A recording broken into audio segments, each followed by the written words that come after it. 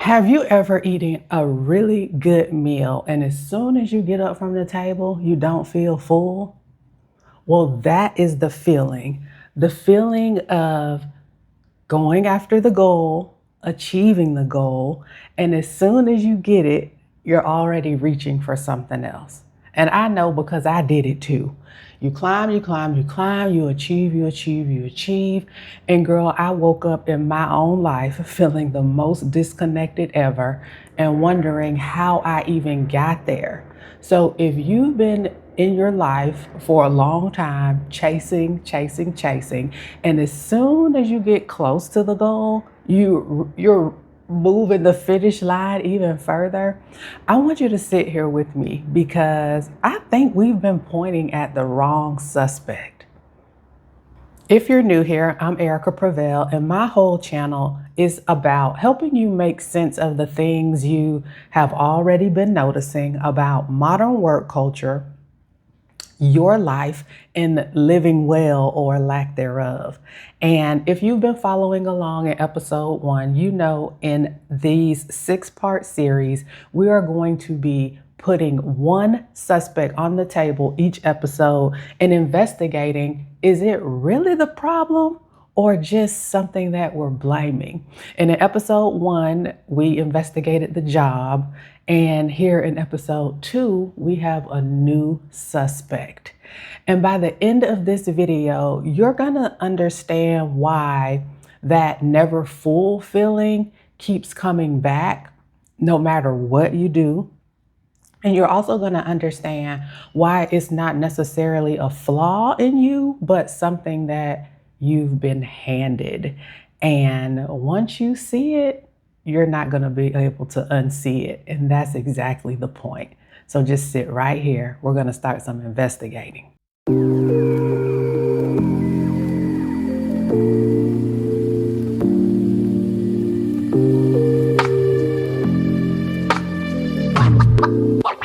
So the suspect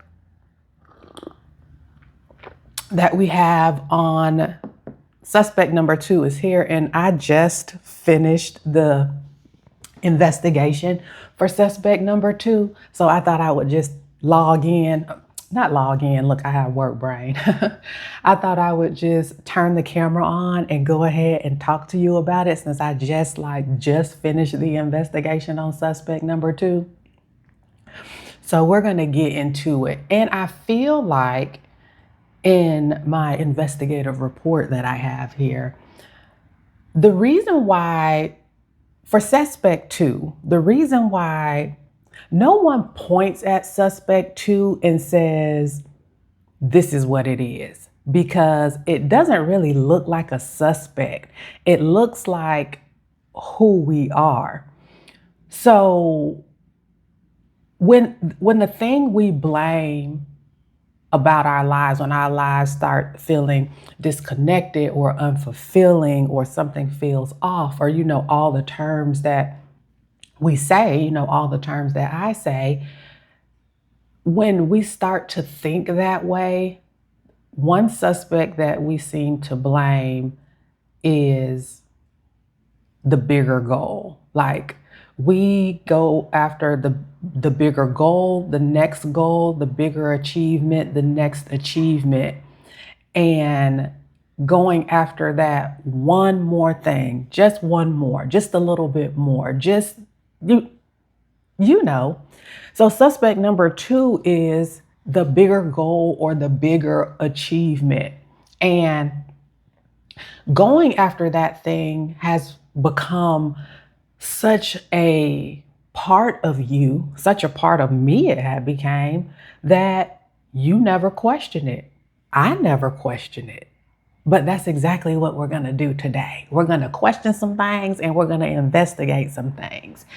And the explanation that we give ourselves, I know it was definitely what I said, and I've heard other women say this too. That's why this is suspect number 2, because I definitely did this thing. I blamed this thing. I pointed at this thing, and I've heard other women have the same story. So they might not have had the same language, like this is the thing that I'm blaming, but that's why I'm framing it this way in this 6-part series just as another lens to look at this through in our lives, like no longer feel like ours. We're not fulfilled. We're disconnected.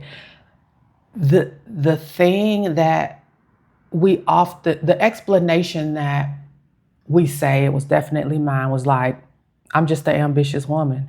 I'm just a driven woman. I'm just a go-getter. I'm just a mover and a shaker. I just get things done. That is who I am.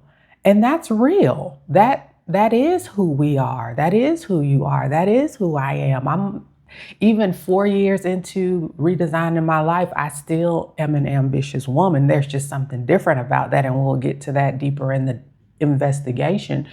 But being a driven, ambitious, go-getter, high achiever, high performer, all of the things, like, there's nothing wrong with that. But for a lot of us, we don't leave the achievement, the goal-getting, the goal getting, we don't leave them, the ambition, we don't leave them as just those things. They have become our identities, like who we are. Like, instead of my name being Erica, my name is Ambition. Like, like it has become who we are. So when we question that, we feel like we're questioning ourselves or we're betraying ourselves. And that, no, like that doesn't feel good. That doesn't, like, questioning myself, like I don't know who I am. Like, what? So that does not feel right or good to us.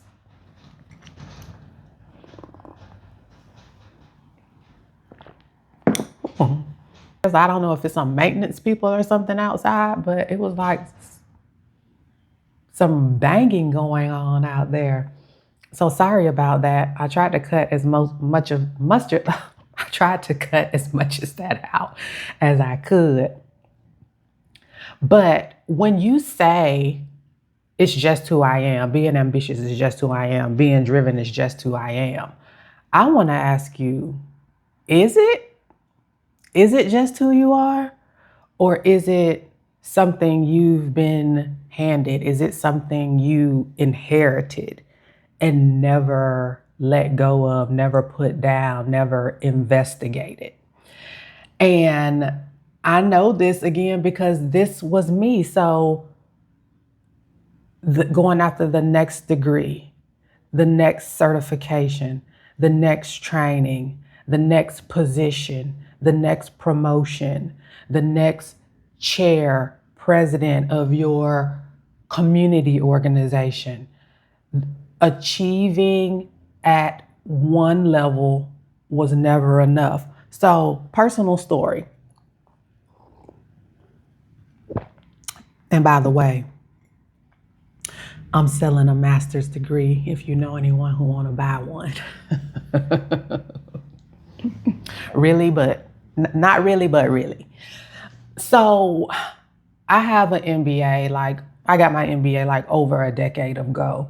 And that's one of the things, like I was in a season of my life in my career where I was just like, ugh, like, I put in the 10,000 hours, like, girl, I'm over this, like something, I need to do something else, So my dad had already been talking to me about, pursuing my MBA, going after my MBA. And I had been thinking about it too.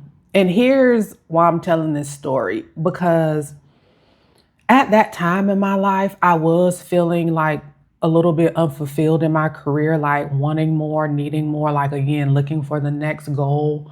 And with my dad already talking to me about the MBA, like I'm thinking, okay, that's the next step for me.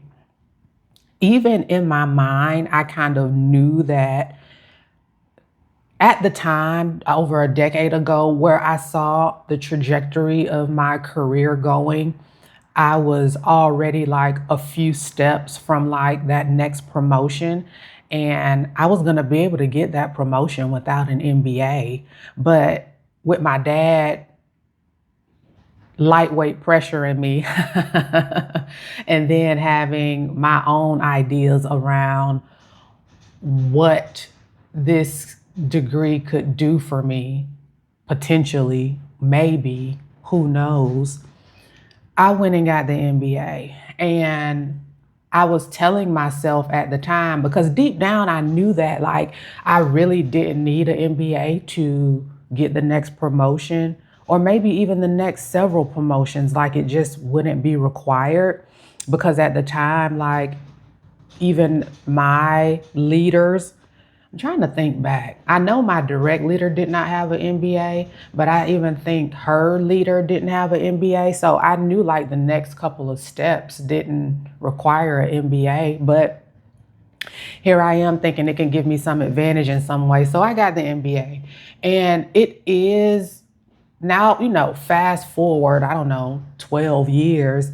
It is one of those things where I'm like, I shouldn't have really gotten that. It's not like that I say I regret it, and I definitely don't blame my dad in any way. Like, he was doing what a dad does. I still had to make the decision myself. I made the decision. So if I'm gonna blame anybody, I'm gonna blame me. But I'm the one that has to pay for the student loans. But just the trajectory of my life now, and not even trying to pursue climbing a corporate ladder, I just feel like it's something that I could have left behind. But all of the things that I'm going to share in this investigation is kind of what leads us to this place. And again, I know because I was there. I've been there in several instances, but the one that was top of mind was my MBA, and just how especially Black women, we are one of the most educated, degreed groups of people in the United States. Like, we're always going after the next degree, the next certification, the next training, like the next thing. And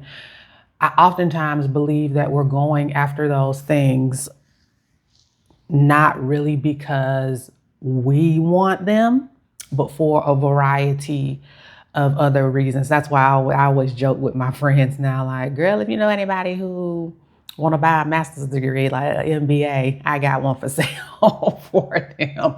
But it's, achieving, like, I was feeling like, looking back on this, and I wanted to have this conversation with you, that achieving, like, just earning your bachelor's degree isn't enough. Like, achieving at one level isn't enough. It almost feels like me being content at one level of leadership or at one degree.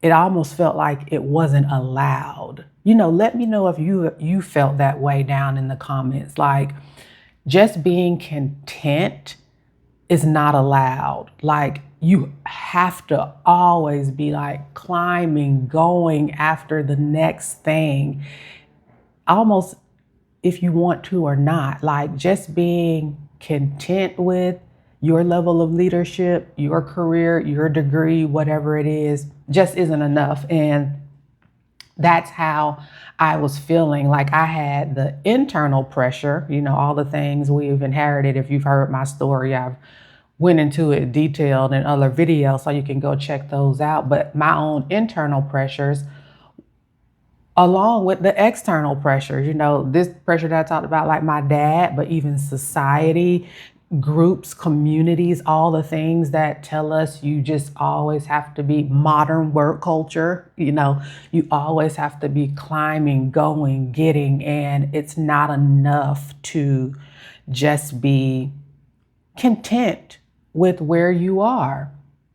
And again, I woke up one day in my life so disconnected, technically successful, with all the degrees, all of the things, the title, the position, the salary, blah, blah, blah, but so disconnected from myself because the things that I was going after,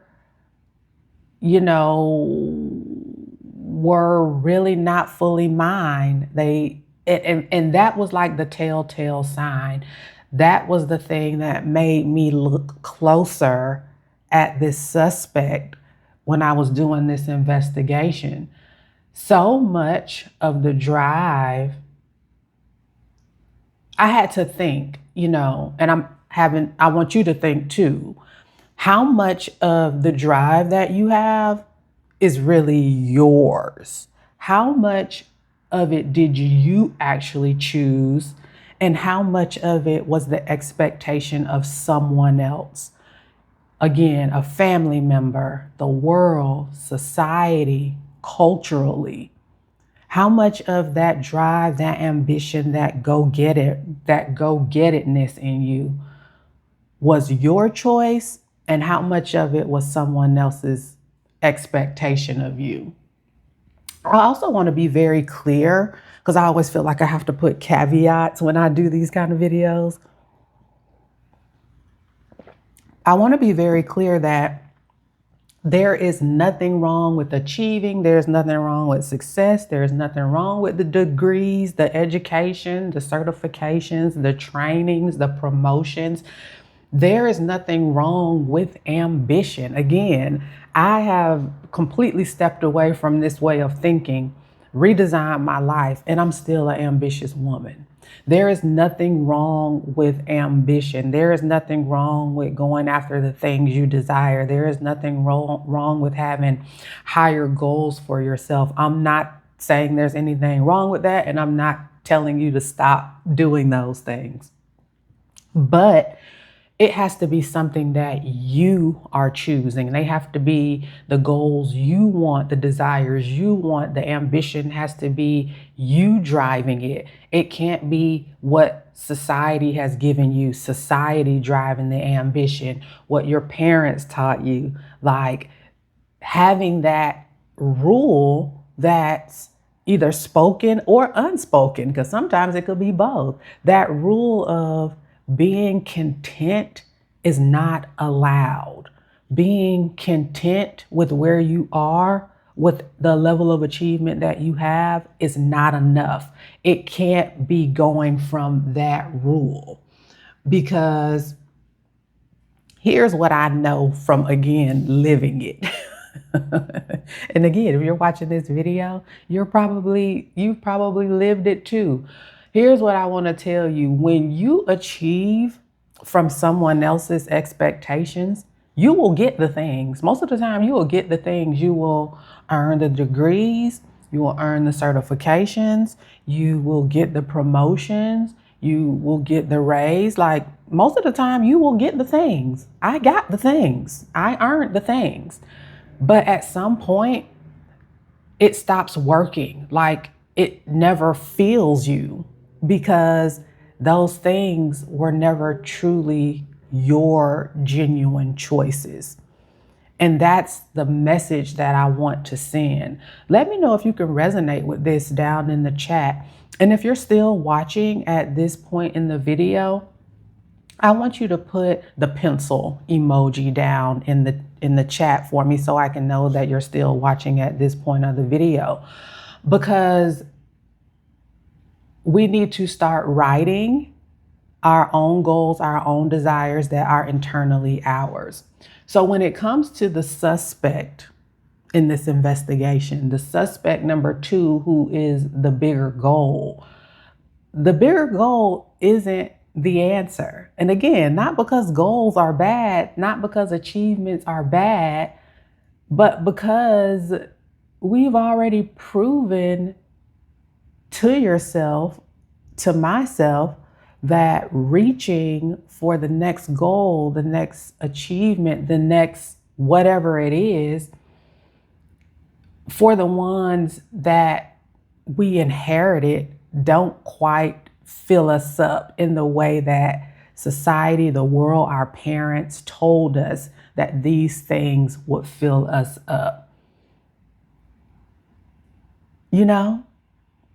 And I also have here in the investigation report, and it was simply never, this is who I am, being ambitious is who I am. It was simply never those things either, because Some of that was handed to us. I know some of it was handed to me. Again, just my story being the eldest daughter, being the only child for so many years, being the responsible one, being a Black woman.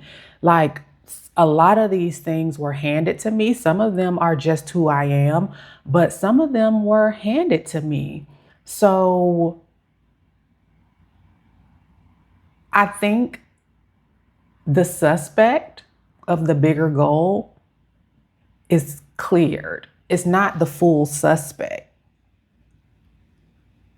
You have to think about when you're going after the next goal, the next achievement, the next promotion, the next thing, what am I actually going after? What am I reaching for? Is this really mine? Is this really what I want? And we have to really sit with those types of questions for ourselves.